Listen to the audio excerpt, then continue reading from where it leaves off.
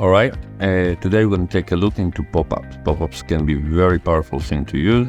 They can be used to get subscribers, they can be used to have people to contact you, and they can be used to run promotions. They all work a little bit different, but also very much the same, so let's jump in.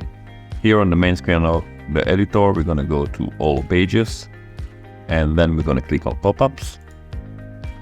And we can already see there is one pop-up which was created for us during the wizard. I turned it off myself before starting this video, which is the subscribe newsletter. Let's say that I'd like to edit it. I can press on the cog here and click on edit, and I'll get the edit screen. An easy, nice shortcut. By the way, keep in mind you closing it here.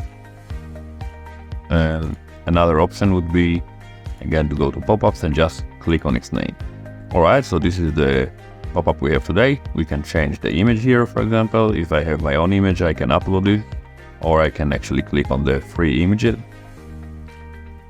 Let's search, for example, for a mailbox.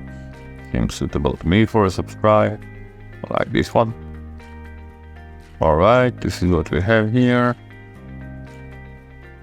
Let's press save. This is the new subscribe image. We can change the text. Example, subscribe to our newsletter, or stay updated.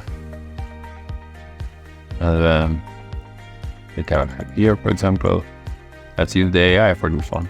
Alright, and then let's change the subtitle here. Stay up to date. Join our 100% free newsletter. There we go. Now we can see there is a few more things here. So first of all, the variation, same like in widgets. I can decide how do I want to subscribe to look like. I like the one with the image, so I'll keep this variation. Another thing that we have is the option to hide or show items. If I would not want, for example, the description, I would be able to make it go away. Design, again, just like with widgets, we can control the background. I'm not going to play with that. We can use also the pop animation, so you can choose which animation effect would you like the pop-up to show on your website. I like the fade in one. You can see a small preview here. And the most important part actually is the display rules. This one would decide when would the pop-up show. So here we have a few things. We have the triggers, essentially if we want it to be a timer. Then we have here the display on the page. You can choose which pages you want it to show. So let's say I would want to show it only on the home page. I'll go here, I'll select the home page. The frequency, so how many times I would like a person to see it. So I want them to see them on each page visit.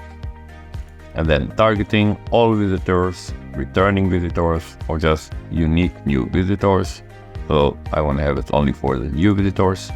Or you know what, let's put it on all visitors. Timer is how much time would you like to delay before the pop-up will show up. So for us to be able to test it a bit quicker, I'll put 3 seconds. And that's it. All I have to do is just close this one. And then again, as I said, this would be where the users can close the pop-up, but this is where we're closing the editing. And what we're going to do now, we're going to go and check if the new pop-up works. So click on View Website. We have our real live website loading. And as I'll scroll down and interact with the website, let time pass, we can see the new beautiful pop-up we created with the mailbox image and the text we added. At any given moment, I can go and I can put here an email, and this email will be added to the mailing list. Of course, we'll be covering the mailing list on the video tutorials about email campaigns. Subscribe. Here is the thank you. This is the confirmation for the user that he's been subscribed, and they can close it. And congratulations, you just got your first subscriber.